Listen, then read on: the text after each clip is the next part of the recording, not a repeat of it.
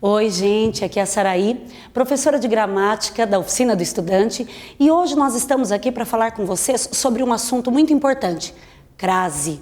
Quando escrevemos um texto, quando escrevemos um e-mail, quando vamos trabalhar com redação para vestibular, qual a nossa dúvida? Uso ou não uso o sinal indicativo de crase? É uma constante a nossa dúvida. Para isso, nós separamos algumas dicas que farão com que você se sinta mais seguro na hora de trabalhar com a escrita. Tá? Bom, lembremos em primeiro momento o que é a crase. A crase é uma letra? Não. O que é a crase em si? A crase é a contração da preposição com o artigo a. O interessante da crase é exatamente isso, é a soma de dois as. Se é a soma de dois as, eu com certeza trabalharei com crase só diante de palavras femininas, certo? Então, olha lá, se eu tenho a preposição a com o artigo a, automaticamente eu terei a contração e o indicativo de crase. E aí sim, eu conseguirei acentuar e indicar que aquela frase, aquela oração precisará do sinal de crase. Quando? Diante de palavras masculinas ou diante de femininas? Eu uso o artigo feminino diante de palavras femininas. Então, automaticamente, eu só usarei crase diante de palavras femininas. Por exemplo, vou à padaria. Vou à padaria? Padaria é o quê? Feminino? Sim, feminino. Então, eu colocarei crase? Sem dúvida nenhuma. E, de repente, a escrita vem vou ao mercado. Cabe crase? Não.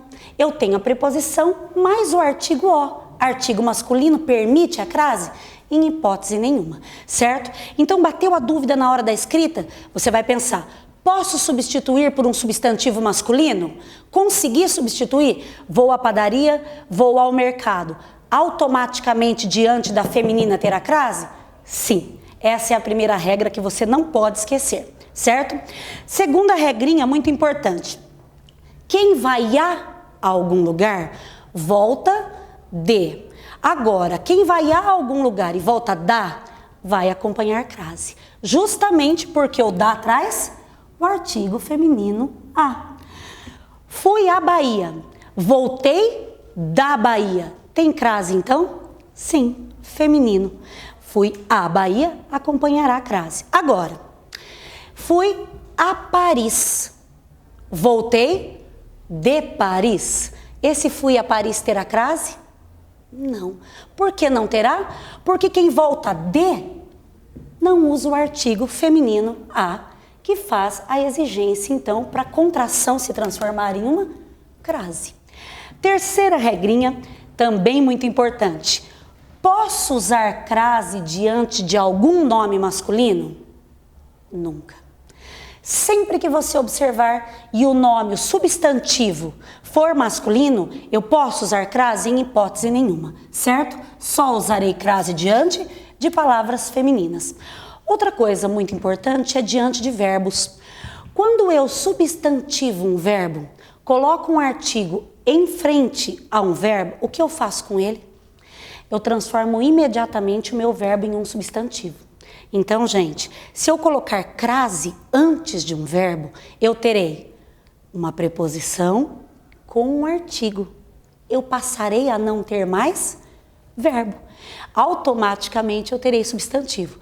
Então, nunca, nunca usar crase diante de nomes masculinos e verbos, certo?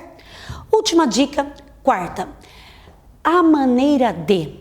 Quando eu pretendo falar que alguém escreve como Machado de Assis, que ele se veste como Celine Dion, qualquer comparação que seja a moda de alguém, a maneira de alguém, eu usarei crase, certo? Então, qualquer regrinha. Por exemplo, escrevia a Machado de Assis. O como ele escrevia? Como Machado de Assis escrevia também. A maneira dele. Tudo bem? Sempre que eu caracterizar algo, a maneira de alguém, eu usarei crase necessariamente. Certo? Aguardem as próximas dicas e quem gostou, por favor, curte o vídeo e faça seu comentário. Até a próxima!